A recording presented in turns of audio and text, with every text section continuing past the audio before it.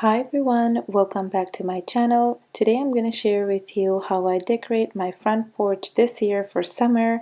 So if you're interested in seeing how I do that, please keep watching.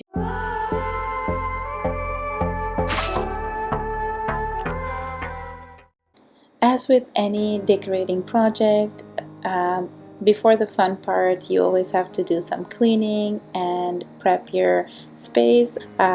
This is early in the morning and I thought, hey, I'm going to tackle my front porch, and I went right out with my PJs. So there you go. So that part is done. Let's move on to more fun stuff. So as you can see, I just cleared out everything that was there since winter, and just using a broom, I'm just going to clean the space and get it ready for the fun part. Once everything was cleaned and washed, I had this buffalo check area rug or outdoor rug that I got from Amazon last year, and it still looks good, but I ordered one for this year as well, and I'm just waiting for that to arrive. Here, this lemon wreath, because I wanted to get some lemon inspired theme going on this year, and this lemon wreath, I made it for the Look for Less challenge for this month. You can see that video in my channel, as well as this lemon doormat. I also made that using a rug from the dollar store. Today I'll be taking part of the outdoor DIY and decor challenge hosted by Christina at the DIY Mommy. Please see the link to the playlist in the description down below once you're done watching my video. If you're joining my channel for the first time, then welcome to the DIY Residence. I upload new videos every week and I share the many DIY projects that I do in hopes to inspire others to do crafts as well. So if this is something that interests you, please hit the subscribe button as well as the bell icon so you don't miss on any of my upcoming videos. So let's see what I've done so far. This is how it looks. I still kept the drawings of my kids. I think it gives some character, and then once they're tired seeing that, I'll be wiping or washing them down. The store only had one fern, so that's why one of my planters is missing a fern, but I'm gonna get that soon from the store. I really love this little vintage looking lantern that's red. I think it gives some pop of color. Here, as you can see, some more cleaning, and my kids left their crayons outside and the box is all wet, so I need to find a container for that. And then I also went and grabbed some more hanging planters. I really love this magenta color as well as the purple, and I was able to find another fern that I placed in my tall planter behind.